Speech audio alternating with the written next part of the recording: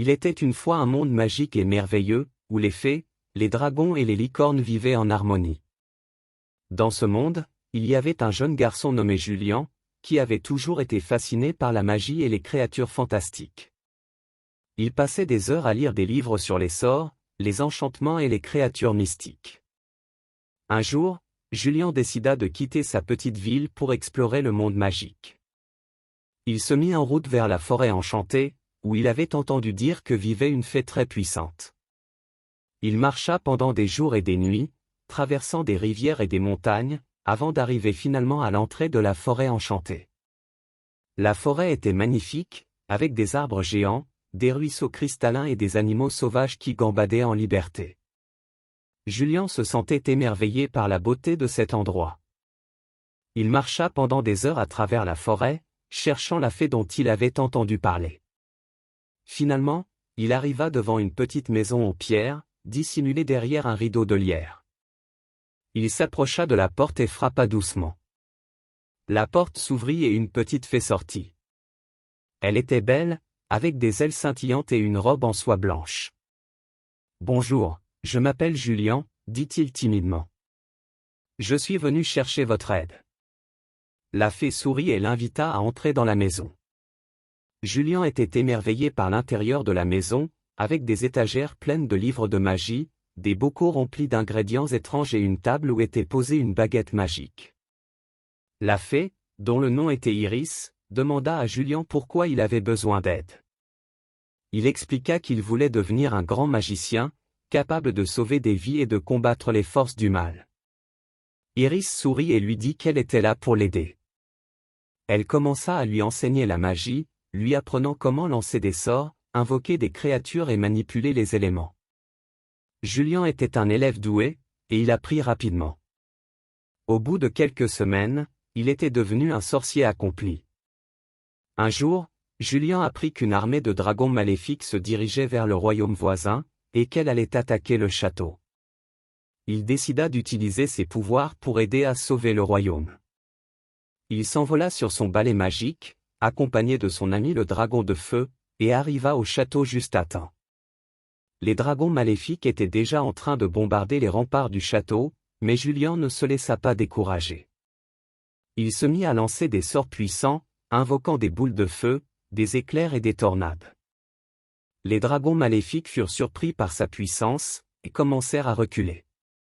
Avec l'aide de son dragon de feu, Julien parcourut le royaume pour s'assurer que tous les habitants allaient bien et que les dommages causés par l'attaque étaient limités. Il était heureux de voir que les gens du royaume avaient été épargnés grâce à son intervention. De retour à la forêt enchantée, Julien rendit visite à Iris pour la remercier de lui avoir enseigné la magie. Il lui raconta comment il avait utilisé ses pouvoirs pour sauver le royaume et protéger ses habitants. Iris était fière de Julien et lui dit qu'elle était convaincue qu'il avait un grand destin devant lui. Elle lui fit un cadeau, une baguette magique qu'elle avait fabriquée elle-même. Cette baguette était faite d'un bois rare et avait une gemme étincelante incrustée à son extrémité. Iris expliqua que cette baguette était très puissante et que Julien pourrait l'utiliser pour réaliser des exploits encore plus grands. Julien était ému par le cadeau et remercia Iris de tout son cœur. Il prit la baguette et la leva vers le ciel, en signe de gratitude. Soudain, une lumière brillante émana de la baguette et enveloppa Julien, le faisant flotter dans les airs.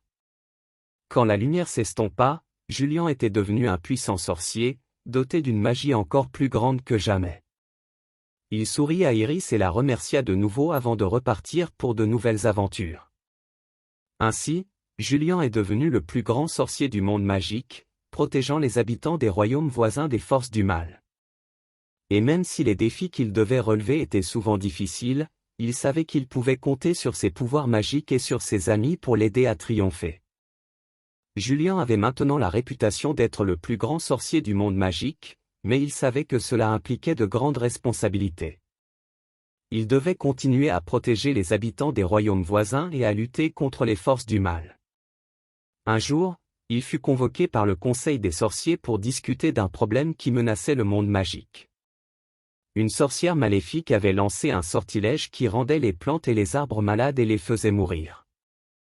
Si rien n'était fait pour stopper la sorcière, cela pourrait entraîner une famine dans le monde magique.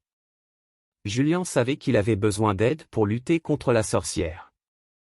Il décida de se rendre dans la forêt de la guérison, où il espérait trouver une solution. Dans la forêt de la guérison, Julien rencontra une fée nommée Lila, qui était la gardienne de la forêt. Elle lui expliqua que pour guérir les plantes et les arbres, il devait trouver une plante très rare, la fleur de cristal. Cette fleur était la seule plante capable de guérir le sortilège de la sorcière. Il était une fois un royaume lointain où les gens vivaient en paix et en harmonie depuis des générations. Le royaume était dirigé par un roi bienveillant qui était aimé et respecté de tous. Mais un jour, une sorcière maléfique est apparue et a jeté un sort sur le royaume. Le sort a transformé tous les habitants en statues de pierre.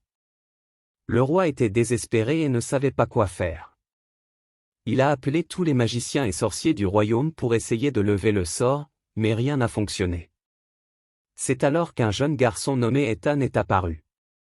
Ethan était un garçon ordinaire, mais il avait un don spécial pour la magie. Il avait étudié la magie depuis son plus jeune âge et était convaincu qu'il pouvait aider le royaume à sortir de cette situation désespérée. Ethan s'est approché du roi et lui a proposé de l'aider à lever le sort. Le roi était sceptique, mais il n'avait plus rien à perdre. Il a accepté l'aide d'Ethan et lui a donné toutes les informations qu'il avait sur la sorcière maléfique. Ethan a commencé à étudier le sortilège et a finalement découvert un moyen de le briser. Il a demandé au roi de rassembler tous les habitants dans la cour du château et a commencé à lancer un sort pour briser le sortilège. La sorcière maléfique est apparue et a tenté de l'empêcher, mais Ethan a utilisé tout son pouvoir pour briser le sortilège et libérer le royaume. Les habitants ont commencé à bouger et à parler à nouveau, et le roi a été ravi de voir que son royaume avait été sauvé. Il a remercié Ethan pour son courage et son dévouement et a proposé de le nommer conseiller royal. Ethan a accepté l'offre du roi et a commencé à travailler aux côtés du roi pour aider à reconstruire le royaume. Ils ont travaillé ensemble pour construire de nouvelles maisons, pour réparer les dommages causés par le sortilège et pour rendre le royaume plus fort qu'avant.